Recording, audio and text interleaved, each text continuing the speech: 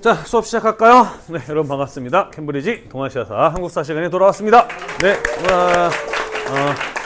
1, 2, 3, 4, 5교시 아주 푹 잤나 보네. 6교시 상태가 굉장히 좋은데 자습 시간이 많았나 봄? 진도 나간 과목이 다 나간 과목이 많았나 보네. 자, 봅시다. 이번 시간에 무엇에 대해서 이야기를 할 거냐면요. 1930년대와 40년대 일제의 식민 지배 정책에 대해서 이야기를 할 겁니다. 자, 우리 지난 시간에 무엇에 대해서 이야기했었냐면은 1940년대를 이해함에 있어서 가장 중요한 세계사적인 사건이었던 세계 경제 대공황과 제2차 세계 대전에 대해서 이야기를 했어요. 그죠? 자, 그것은 각각 어떤 내용이었습니까? 1929년에서부터 세계 경제가 큰 멘붕에 빠지게 되었다라는 세계 경제 대공황, 그 여파로 인해서 미국을 비롯한 전 세계 국가들이 큰 경제적 위기를 겪게 되었다라는 이야기를 했었고요. 일본은 이러한 경제 위기를 대처하기 위해서 한반도를 넘어서 만주, 중국, 그리고 태평양에 있는 동남아시아 지역까지 침략 전쟁을 확대해 나가게 되었다라고 이야기를 하였어요. 자, 그래서 우리는 이번 시간에 무엇을 배울 것이냐? 일본은 경제 대공황의 위기를 탈출하기 위해서 한반도에서 어떠한 식민지 경제 정책을 실시했느냐에 대해서 먼저 이야기를 할 겁니다. 그것은 각각 식민지 공업화, 남명 북양 정책 같은 것들이었다라는 것이고요. 만주사변 이후에 전쟁이 나날이 확대되어 가게 되면서 한반도의 식민지배 정책도 한반도의 사람들과 자원들을 전쟁에 동원하기 위한 그런 어떤 정책으로 바뀌어 나가는 모습들을 함께 살펴보게 될 것이에요. 어떤 내용들이 있었는지 같이 한번 보도록 하겠습니다.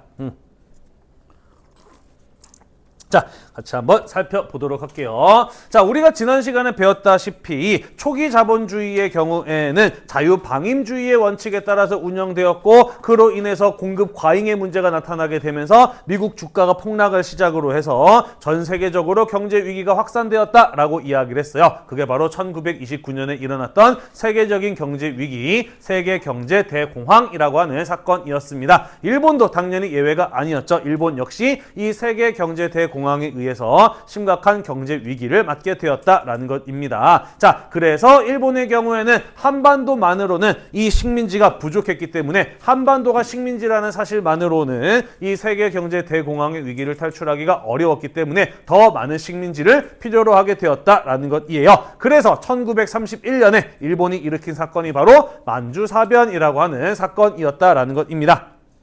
자, 당시 일본은 러일 전쟁에서 승리하고 난 이후에 남만주 지역에 철도를 가지고 있었는데요. 그들이 소유하고 있었던 이 철도를 자기 손으로 폭파시킵니다. 그리고 이것이 중국군이 우리의 철도를 폭파시켰다라는 것을 이유로 들어서 중국을 공격을 해서 만주를 점령하였으니 그게 바로 만주사변이라고 하는 사건이었던 것이에요. 자작극이었다라는 것이죠. 자, 그래서 만주를 점령한 일본은 이후에 만주에다가 만주인을 위한 만주의 나라를 세우겠다라고 하면서 청나라의 마지막 황제였던 선통제 푸이라는 사람을 데려와서 새로운 나라를 세웠으니 그게 바로 만주국이라는 나라였는데, 이 나라는 실제로 황제만 청의 마지막 황제였다 뿐이지 정부의 관료들은 전부 다 일본 군인들로 구성이 되어 있었던 일본의 꼭두각시 나라 괴뢰국 식민지나 다를 바가 없었다라고 지난 시간에도 이야기를 했어요. 자, 그래서 영국과 프랑스 같은 1차 세계대전의 승전국들이 자신이 가지고 있었던 식민지들을 바탕으로 경제블록이라는 걸 만들어서 경제대공황의 위기에 대처하고자 하였듯이 일본 역시 만주와 한반도, 일본을 연결을 하는 경제블록을 만들어서 이 경제 위기에 대처하고자 하였다라는 것이에요. 대충 이해가 되나요? 쉽게 말해서 일본이 만주와 한반도를 일본 경제의 부속품으로 삼음으로써 일본이 최대의 이윤을 얻을 수 있도록 하는 이러한 정책을 실시하였다라는 것이에요. 자, 그래서 일본은 이 각각의 지역에 어떠한 역할을 맡겼느냐? 만주의 경우에는 농업 원료지대로 삼아서 석탄이라든지 철이라든지 식량과 같이 산업 발전의 기초적인 자원을 생산하는 지역으로 설정을 하고요. 여기에서 생산된 자원을 한국으로 가져와서 조선에서는 기초공업지대라고 해서 산업 제품 생산에 필요한 중간 재료, 중간재라고 하는데 제철, 화학, 전력과 같은 것들을 생산해 내도록 하는 겁니다. 이해가 돼요? 네, 만주에서 원료를 생산하고 한국에서는 중간 재료를 생산한 다음에 그것을 최종적으로는 일본에 가지고 와서 일본에서 완성된 제품, 기계, 전기, 화학 등 완성된 제품을 생산한 다음에 그것을 다시 조선과 만주에 판매함으로써 일본이 최대의 이윤을 확보하고자 하는 것, 그게 바로 일본이 만든 한국, 만주, 일본을 연결하는 경제 블록의 모습이었다라는 것이죠. 이해가 되나요? 따라서 1920년대까지만 하더라도 한반도에 대한 경제 정책은 우리 이미 배웠어요. 산미 증식계획이라고 해서 농업 생산력에 집중이 되어 있었다라고 한다면 1930년대로 넘어가게 되면서 한국을 중간재를 생산하는 공업지대, 기초공업지대로 설정하게 됨에 따라 한반도에 많은 일본에 의한 공장, 기계 같은 것들이 만들어지게 되었으니 우리는 그러한 정책을 식민지 공업화 정책 또는 조선 공업화 정책이라고 한다라는 거예요. 이해가 되시죠? 그래서 1930년대 가게 되면서 일제에 의한 한반도의 공업화 같은 것들이 이루어지게 되었다라는 이야기가 되겠습니다. 넘어갈까요? 네. 그래서 이런 거 보면은 우리나라의 산업 발전이 일본에 의해서 이루어진 것이 아니냐. 그래서 일본의 식민 지배가 실제로 우리나라의 산업 발전에 도움이 된 거 아니냐라고 주장하는 사람들이 있기도 해요. 뭐 아예 틀린 말은 아니죠. 우리나라의 산업 발전이 일본에 의해서 이루어졌던 거를 완전히 부정할 수는 없을 겁니다. 하지만 그 목적이 무엇이었는가를 우리는 생각해 볼 필요가 있는 것이죠. 그죠? 일본의 산업 발전과 나아가서 경제 위기 탈출을 위해서 만들어진 희생양의 과정에서 생산된 공업화였기 때문에 과연 그것이 한국인들을 위한 것이었느냐라는 것에 대해서는 우리가 의문을 제기할 필요가 있다라는 거예요.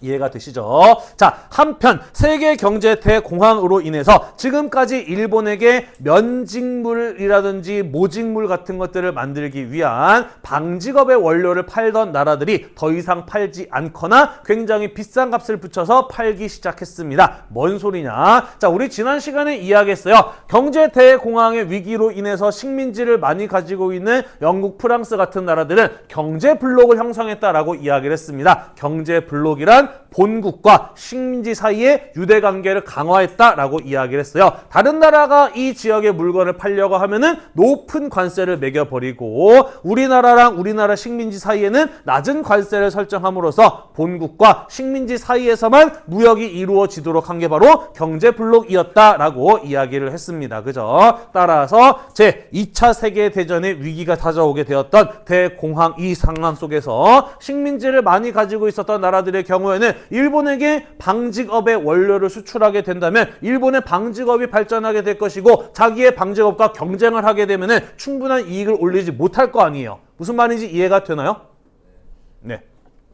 방직업이란 무엇이냐? 써놨죠. 면직물, 모직물처럼 실을 뽑고 천을 만드는 산업을 일컬어 우리는 방직업이라고 이야기를 합니다. 이렇게 이 블록 경제를 형성한 다른 나라들이 일본에게 방직업의 원료가 되는 목화나 혹은 양털 같은 것들을 수출하지 않았기 때문에 또는 비싼 값에 팔았기 때문에 일본의 방직업자들의 경우에는 원료를 구하지 못해서 큰 어려움을 겪었다라는 것이에요. 이해가 되시죠? 자, 그래서 다른 나라가 안 파니까 어떻게 해야 되겠어요?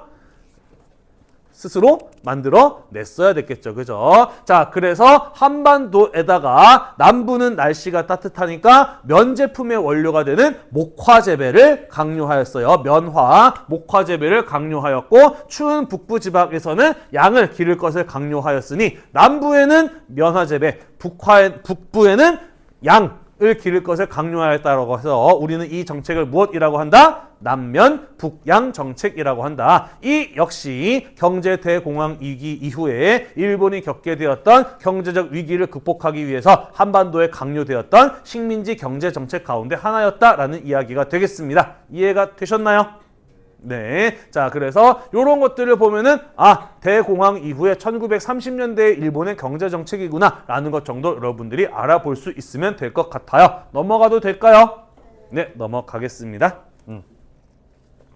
자, 한편 이 1930년대에 일본에 의해서 실시되었던 농업 정책 가운데는 어떠한 것들이 있느냐. 자, 세계 경제 대공황의 위기는 한국의 농촌에도 심각한 경제 위기를 불러일으키게 됩니다. 그러면서 농촌의 경제가 악화되게 됨에 따라 한국의 농민들도 삶의 굉장히 어려움 같은 것들을, 경제적 어려움 같은 것들을 느끼게 됩니다. 자, 그러면서 먹고 살기 힘들어진 농민들의 경우에는 자신들의 권리와 이익을 주장하는 농민 운동 같은 것들을 벌여나가게 되는데, 우리 지난 시간에 배웠어요. 1920년대에 사회주의자, 공산주의자 이런 사람들에 의해서 농민 노동자들이 조직화되었다라는 이런 이야기 했었어요. 여러 단체를 만들었던 얘기에 대해서 배웠잖아요. 그죠? 자, 그러면서 1930년대에 가게 되면서 조직화된 농민에 의해서 농민 운동이 더욱더 거세게 일어났다. 우리는 요거를 지난 시간에 혁명적 농민조합의 운동이었다라는 이런 이야기로 표현을 하기도 했었어요. 그죠?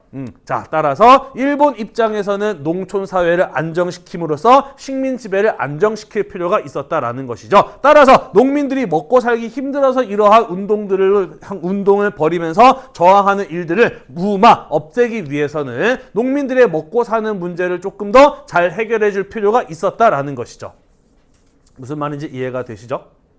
농민들이 경제 대공황 위기로 먹고 살기 힘들어졌어요. 그래서 안 그래도 1920년대에 활발했던 농민운동이 더 거세게 일어났다. 그래서 일본 입장에서는 한반도의 식민 지배를 안정시키기 위해서는 농민운동을 가라앉혀야 되고, 농민운동을 가라앉히려면 농민들을 좀 더 잘 먹고 잘 살게 만들 필요가 있었다라는 소리예요. 자, 그렇게 일본에 의해서 전개되었던 것이 바로 농촌진흥운동이라고 하는 것이었습니다. 무엇을 목표로 삼았느냐? 춘궁퇴치라든지 부채근절 같은 것들을 목표로 삼았어요. 춘궁, 봄에 배고픈 것을 춘궁이라고 이야기를 해요. 왜 우리나라는 사람들이 봄에 배가 많이 고팠느냐? 가을에 수확을 하면은 그것을 겨울 내내 먹어요. 그리고 봄에 되면은 그동안 먹었던 식량이 똑 떨어지게 되는데, 앞으로 우리가 먹을 식량이 더 구하려면은 봄이 지나서 여름쯤은 돼야 풀이 많이 자라야 더 많은 식량을 먹을 수가 있단 말이야. 다시 말해서 가장 배고픈 계절은 언제였다? 사실 봄이었다라는 거예요. 그래서 춘궁퇴치는 봄에 배고프지 말자라는 뜻이 되겠습니다. 이해가 됐나요? 네, 부채근절, 빚 지지 말자라는 것이거든요. 농민들의 삶을 가장 어렵게 만들었던 것이 봄의 배고픔, 그리고 빚지는 것, 이런 것들이다 보니까 이런 것들을 없애는 것을 목표로 농촌진흥운동이 전개되었다라는 것이에요. 그러면서 가만히 짜기 같은 것들이 권장되기도 했습니다. 가만히가 뭔가요? 이런 거 본 적 있나요? 그렇죠. 벼농사 짓고 난 다음에 나오는 지푸라기 같은 것들을 엮어가지고 오늘날 우리가 포대라고 하는 거 있잖아요. 그죠? 쌀 같은 것들을 담는 자루를 만드는데 우리는 그것을 가지고 가마니라고 하는 겁니다. 다시 말해서 겨울에도 쉬지 말고 가마니 열심히 만들어서 팔면은 농촌의 가난을 극복할 수 있다 같은 것들을 이 농민들의 가난 극복의 해결책의 하나로 제시하기도 하였다라는 것이에요. 무슨 말인지 이해가 되시죠? 그죠? 자, 하지만 과연 농민들이 이러한 것들을 통해서 그들의 가난함을 극복할 수 있었느냐? 사실은 그렇지 않았다라는 거죠. 왜 농민들이 가난했느냐? 가장 중요한 이유는 대부분의 농민들이 자기의 땅을 가지고 있지 못해요. 그래서 남의 땅을 빌려서 농사를 지어야 돼. 남의 땅을 빌려서 농사를 짓게 되면 땅을 빌린 값 소장료를 내야 되는데, 이 소장료는 지주와 계약을 해서 정해지게 되는데, 농민들의 경우에는 당장 땅을 빌려서 농사를 짓지 못하면 먹고 살 길이 막막했기 때문에 지주들이 높은 소장료를 요구해도 그것을 받아들일 수밖에 없는 게 소장농들의 입장이었다라는 거예요. 그죠? 다시 말해서 농민들이 가난한 가장 근본적인 원인은 그들이 땅을 가지고 있지 못했다라는 점. 그래서 높은 소장료를 내야 했다는 점. 이것 때문에 사실 농민들이 가난했었던 거다란 말이죠. 따라서 농민들의 가난한 문제를 해결하기 위해서는 이 문제, 소장료가 높은 문제, 농민들이 자신의 토지를 소유하지 못한 문제를 해결할 필요가 있었는데, 일본이 이러한 문제를 해결할 의지가 있었느냐? 사실은 없었다라는 거죠. 왜냐? 많은 일본 사람들이 한반도로 넘어와서 한국의 땅을 사서 농장을 소유하고 거기서 소장농들을 데려다가 일을 시켜서 소장료를 받고 있어요. 당연히 소장료를 낮춘다던가 농민들에게 토지를 나눠준다던가 이런 것들은 일본인 지주의 이익에 반대되는 행위예요. 그죠? 뿐만 아니라 한국인 지주들도 마찬가지였어요. 일제 식민 지배에 협조적인 친일적인 지주들, 이런 사람들이 많았기 때문에 당연히 그런 사람들의 이익에 반대되는 때문에 소작료를 낮추라던가 농민들에게 땅을 나눠준다던가 이런 것들이 이루어지기는 일본의 식민 지배 하에서는 거의 불가능했다라는 거예요. 이해가 되나요? 따라서 근본적인 문제를 해결할 수 없었기 때문에 어떤 식으로밖에 이 농촌진흥운동이 접근할 수밖에 없었느냐? 너네가 왜 가난한 줄 알아? 그거 너네는 게을러서 그래 라는 식으로 이러한 구조적인 문제가 아닌 농민의 정신적인 문제만을 지적하면서 정신력으로 이 농촌의 가난을 극복할 것을 강조하였다라는 것이에요. 이해가 되나요? 따라서 근본적인 문제가 해결되지 못했기 때문에 농촌진흥 운동 같은 것들이 전개되었다고 해서 농민들의 가난한 문제가 해결되었다 되지 않았다? 딱히 되지는 않았다라는 것이에요. 별 효과는 없었다라는 소리가 되겠습니다. 어디까지나 일본의 보여주기식 정책에 불과했다라고 볼 수가 있겠네요. 자, 선생님이 방금 이야기했습니다. 농민들이 힘들고 가난했던 이유는 자기 땅을 가지고 있지 못해서 높은 소작료를 냈기 때문이었다라고 이야기를 하였어요. 그죠? 그로 인해서 여러 가지 것들이 괴로웠는데 특히나 더 괴로웠던 거는 뭐냐? 예를 들자면 이런 거죠. 그래, 땅은 계약했어. 그래서 땅을 빌리는 걸 계약해서 높은 소작료 내는 것까지도 내가 계약했으니까 그렇다고 칩시다. 하지만 거기에 추가적으로 더 농민들이 힘들게 만드는 것은 무엇이었느냐? 이 땅에서 소작을 하려는 계약을 맺고 안 맺고는 순전히 누구 마음이에요? 지주, 땅 주인의 마음이에요. 그죠? 따라서 지주가 소작농들에게 부당한 요구를 하는 거, 너 우리 집 와서 청소해, 너 내 말 잘 들어, 너 나한테 돈 좀 빌려줘 같은 이런 얘기들을 농민들, 소작농들은 거부할 수 있다 없다? 없다는 거예요. 그죠? 만약에 거부하게 된다면 내 말 안 들어, 너 내년부터 내 땅에서 농사 짓지 마 라고 해버리면 농민들이 먹고 살 길이 막막해지기 때문이다라는 겁니다. 이해가 되시죠? 따라서 농민들이 힘들게 만드는 또 다른 원인 중에 하나는 바로 소작을 줄까 말까 하면서 높은 소작료를 받거나 부당한 요구를 강요하는 지주의 갑질이었다라는 것이죠. 자, 그래서 농촌 사회를 안정시킬 필요가 있었던 일본 입장에서는 이러한 지주들의 갑질을 막을 필요가 있었다라는 것이에요. 그래서 조선농지령이라고 하는 법령을 1934년에 제정하기도 합니다. 지주의 자의적인 소작권 이동을 막았다. 뭔 소리냐? 지주가 한 번 땅을 빌려주는 계약을 맺었으면 마음에 안 든다는 이유로 그 계약을 일방적으로 파기하거나 한 번 준 소작권을 다른 사람에게 넘겨버리는 이런 일을 못하도록 막았다라는 거예요. 이해가 되시죠? 자, 그리고 작물에 따라서 3년에서 7년의 소작 기간을 유지하도록 하였다라는 건 뭔 말하는 것이냐? 매년마다 계약을 갱신하면은 매년마다 지주의 눈치를 봐야 돼. 하지만 계약 기간이 3년, 7년 정도 되도록 유지시키면 적어도 한 3년, 7년 정도는 지주의 눈치를 좀 덜 봐도 되잖아요. 그죠? 이런 식으로 지주의 갑질을 좀 없애버려고 했던 법령이 바로 조선농지령이었다라는 겁니다. 과연 얼마나 효과가 있었느냐? 사실 별 효과는 없었어요. 왜냐면 지주들이 직접 소작농과 만나서 계약을 하는 경우도 있지만 보통은 어떤 방식으로 계약을 하느냐? 마름이라고 하는 중간 관리자를 통해서 소작농과 계약을 해요. 마름이란 이런 겁니다. 지주가 있어요. 그리고 자기 땅이 굉장히 많은데 그 많은 땅의 농민들하고 일일이 다 계약을 맺으면서 걔네들이 소작료 제대로 냈는지 안 됐는지 관리하기가 귀찮고 번거로워요. 그래서 소작농들 가운데 힘세고 말 잘 듣고 영향력 있는 소작농 한 명을 뽑아서 나머지 네가 관리해 라고 맡기는 겁니다. 이해가 되시죠? 그 중간 관리자를 가지고 마름이라고 이야기를 합니다. 따라서 마름이 나서서 소작 계약을 맺고 소작료 걷어가지고 지주한테 내고 하는 일을 하다 보니까 소작농들의 경우에는 지주뿐만 아니라 마름도 사실은 눈치를 봐야 될 대상인 것이에요. 무슨 말인지 이해가 되나요? 네. 따라서 이 마름의 횡포도 통제를 해야 사실 지주의 갑질이 제대로 통제될 수 있었는데 조선 농지령에서는 그런 내용들이 제대로 들어가 있지 않았다라는 것이에요. 여전히 높은 소작료를 내야 했기 때문에 사실 이 조선 농지령을 통해서도 농민들의 삶을 크게 개선하는 데에는 별 효과가 없었다라고 볼 수가 있는 것이에요. 이해가 됐나요? 아, 그랬구나 하고 넘어가시면 되겠습니다. 넘어갈게요. 이번에 한국사 시험이 맨 마지막 날이죠. 그죠? 그래서 아직까지 별로 공부를 열심히 안 하고 있죠, 그죠? 아무래도 당장 빨리 보는 시험부터 공부를 해야 되다 보니까 한국사 공부는 맨 뒤로 미뤄가게 되죠, 그죠?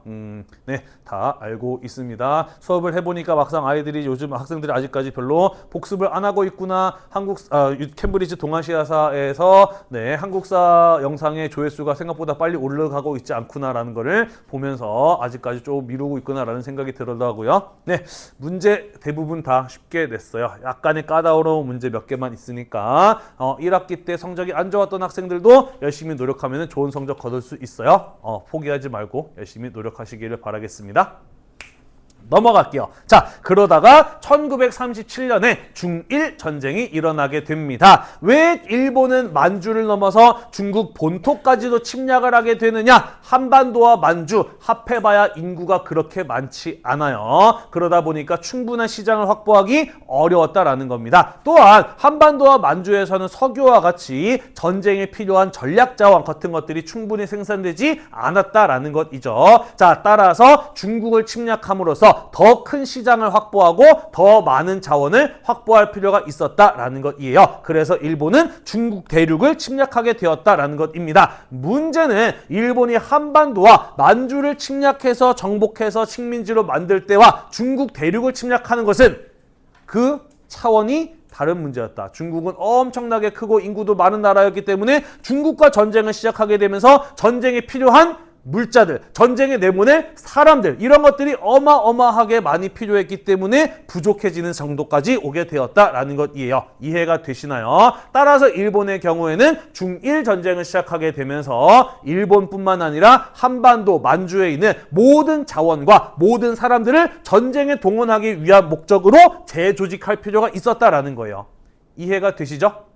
네. 자, 그래서 실시된 1937년 이후의 일본의 식민 지배 정책, 우리는 그것을 병참기지화 정책이라고 이야기를 합니다. 병참기지란 전쟁에 필요한 인원과 물자를 대는 곳을 병참기지라고 이야기를 하는 것이거든요. 다시 말해서 한반도를 일본의 전쟁 수행에 필요한 물자와 자원을 공급하는 곳으로 만들기 위한 정책, 그게 바로 병참기지화 정책이라고 보시면 되겠습니다. 네. 자, 그래서 석탄과 같은 지화 자원이 풍부한 한반도 북부, 북한 지역에 발전소를 만들고요. 무기를 만드는 군수산업과 관련된 중화학공업, 기계, 자동차, 제철, 석유화학공업 같은 이러한 공업에 대한 집중적인 투자가 한반도에 이루어지게 되는 것이죠. 자, 그러면서 사람들이 많이 모여 살고 있었던 서울과 경기도 지방에는 물건을 만들어서 판매하는 소비재 공업이 주로 발달했던 반면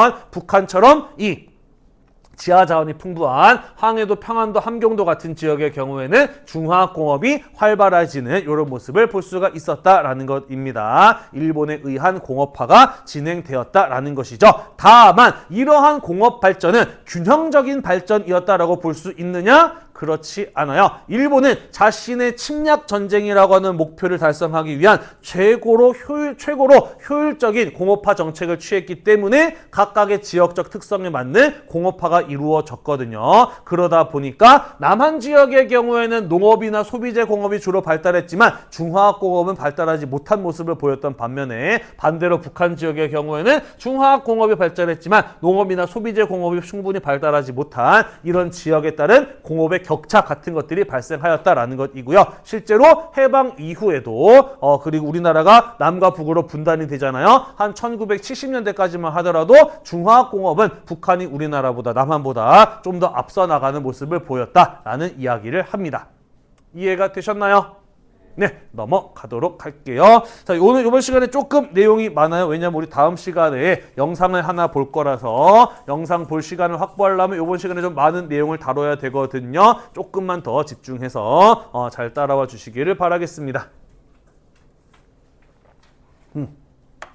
자, 방금 선생님이 이야기했듯이 일본이 중국과 전쟁을 하게 되면서 중국이라는 엄청나게 큰 나라와 엄청나게 많은 인구와 전쟁을 하게 됨에 따라 일본은 전쟁터에 내보낼 사람도 부족하고 자원도 부족해지게 되었다라고 이야기를 하였습니다. 그래서 1938년에 국가총동원법이라고 하는 법을 제정을 하게 됩니다. 이 법은 무엇이냐? 일본, 한국 그리고 만주에 있는 모든 사람들을 전쟁터에 효과적으로 동원하기 위한 법. 이 만주, 한국, 일본에 있는 모든 물자를 전쟁에 효과적으로 동원하기 위한 법이 바로 이른바 국가총동원법이라고 하는 것이었다라는 것이 되겠습니다. 무슨 말인지 이해가 되시나요? 네, 우리가 아까 보았던 병참 기지화 정책에 이어서 국가총동원법 역시 중일전쟁 이후에 일본의 식민지배 정책 과정에서 나오게 되었던 새로운 법령이었다라는 이야기가 되겠습니다. 이해가 되시죠? 자, 그러면은 우리는 아까 물자를 동원하기 위한 정책에는 어떤 것들이 있었는가 쭉 몇 가지 이야기를 봤는데 이번에는 인력에 대한 이야기를 조금 더 해보도록 할게요. 인력이 뭔가요? 인력이 뭔가요? 사람 인자의 힘력자, 사람의 힘을 말하는 것이죠. 본격적으로 인력을 수탈했다라는 건 무엇을 말하는 것이에요? 일본, 한반도, 만주에 있는 사람들을 전쟁터에 동원하기 위한 정책들이 실시되었다라는 말들이 되겠습니다. 이해가 되시나요? 네. 자, 그러기 위해서 국민정신총동원 운동이 전개되었고요. 그 목적 하에 국민정신총동원 운동 조선연맹 같은 것들이 만들어졌고요. 이러한 것들에 의해서 한국신민화 정책이 실시가 되었습니다. 뭔 소리인지 모르겠죠? 하나씩 풀어서 이야기를 해보도록 할게요. 자, 정신 차려봅시다. 얼마 안 남았어요. 중일전쟁이 터지면서 일본은 전쟁터에 내보낼 사람들이 부족해지게 되었다라고 했어. 일본 사람들만으로는 전쟁 수행이 어려웠기 때문에 결국 일본은 한국인이나 만주에 사는 사람들도 무기를 쥐어주고 전쟁터에 내보내는 상황이 벌어졌다고, 그지? 자, 그런데 나는 한국인이야. 일본의 식민지배를 받는 게 난 너무나 분해. 이런 생각을 가진 사람한테 총을 쥐어주고 전쟁터에 내보내면은 과연 그 사람이 일본을 위해서 열심히 싸울까? 아니겠지, 그지? 총을 잡았지만 총을 어느 방향을 향해 쏠까? 일본을 향해서 쏘겠죠, 그죠? 따라서 전쟁터에 한국인을 내보내야 되는데 한국인의 머릿속에 나는 한국인이다라는 생각이 있으면 그를 전쟁터에 내보낼 수가 없는 거예요. 그래서 어떻게 해야 됩니까? 나는 한국인이라는 생각을 없애버리고 그 자리에 뭘 심어줘야 되는 거예요? 나는 일본인이라는 생각을 심어줘야 되는 겁니다. 우리는 그런 걸 가지고 무엇이라고 이야기를 하느냐? 황국신민화라고 이야기를 해요. 일본 천황의 나라에 신화된 백성이라는 뜻에서 황국신민이라는 표현을 쓰는 것이죠. 그래서 한국인들에게 나는 일본인이다라는 생각을 심어줌으로써 전쟁에 적극적으로 참여하도록 만들고 나아가서 전쟁을 일본에 수행함에 있어서 사람들이 뭐 독립운동을 한다든지 전쟁에 반대하는 움직임을 보인다든지 이런 모습을 보이게 되면은 곧바로 신고하도록 하는 사상과 생활에 대한 감시 같은 것들을 하고자 하는 정책, 우리는 그런 것을 무엇이라고 한다? 황국 신민화 정책이라고 한다라는 거예요. 이해가 되시나요? 그 한국 신민화 정책을 하기 위해서 만든 조직이 국민정신총동원 조선연맹이라고 하는 조직이었던 것이고 그 조직이 이 국민정신총동원 운동에 의해서 만들어졌던 것이고 이런 것들이 모두 국가총동원법에 의해서 이루어졌던 것들이다라는 거예요. 무슨 말인지 이해가 되시죠?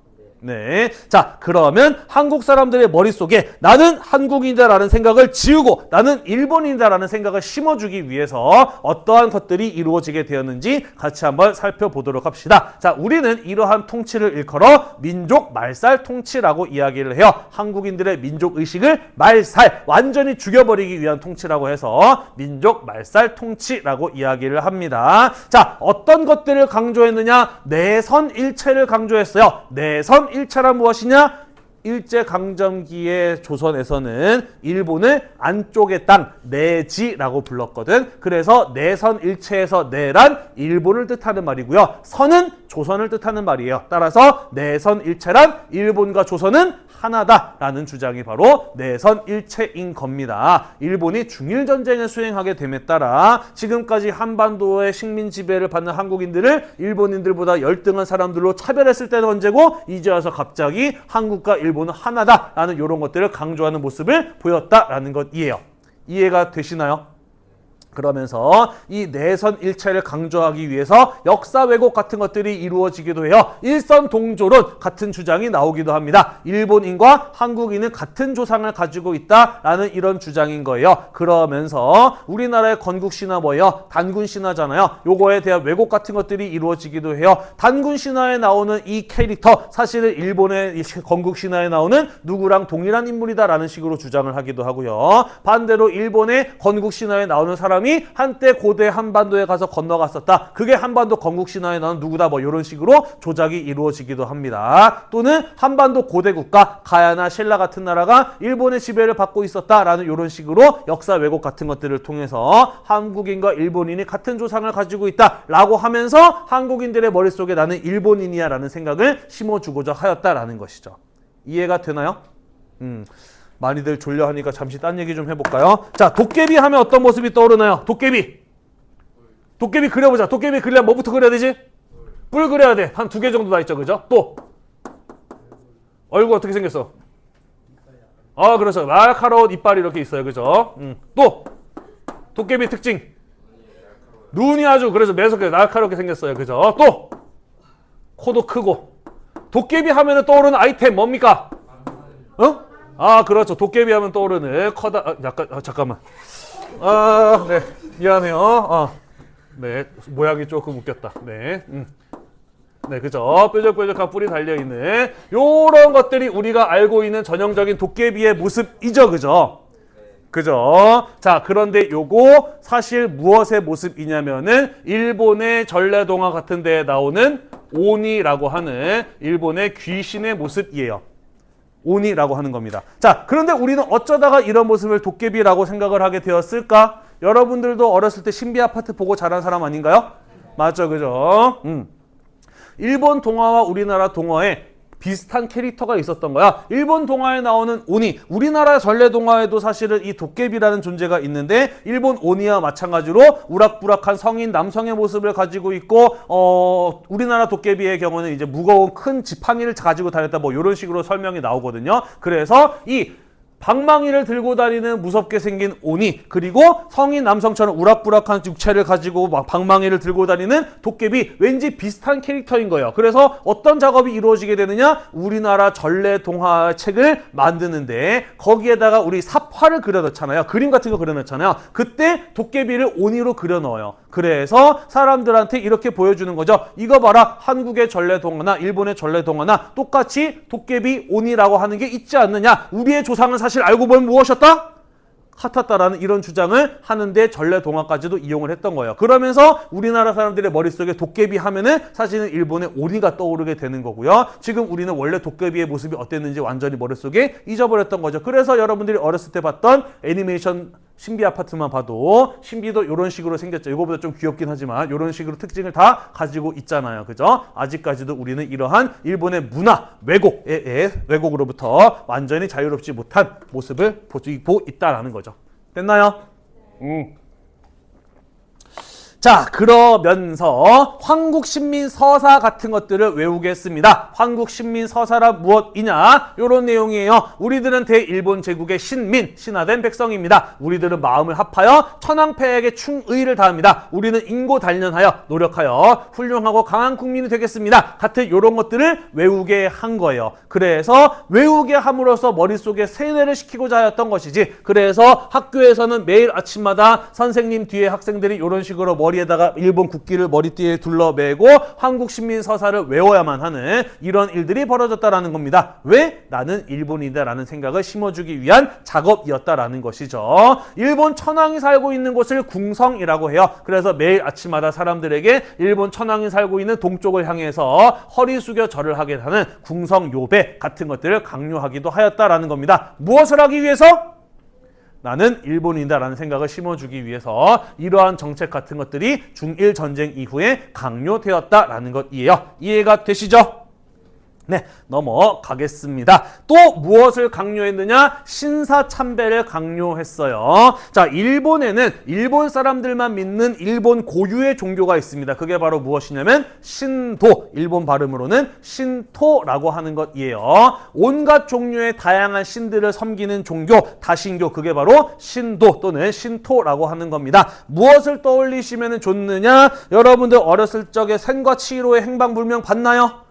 네, 거기 보면은 온갖 잡다한 신들이 목욕하러 목욕탕에 우르르 몰려들잖아요. 그죠? 그런 귀신들 전부 다 신토에서 모시는 신 또는 신토에서 이야기 나오는 귀신들의 모습인 거예요. 일본 고유의 종교에 나오는 신 또는 귀신의 모습입니다. 자, 그래서 불교에는 절이 있고 기독교에는 교회가 있고 카톨릭에는 성당이 있듯이 일본에는 신도라고 하는 종교를 위한 종교 시설이 있으니 그게 바로 무엇이냐면 신사라고 하는 곳인 거예요.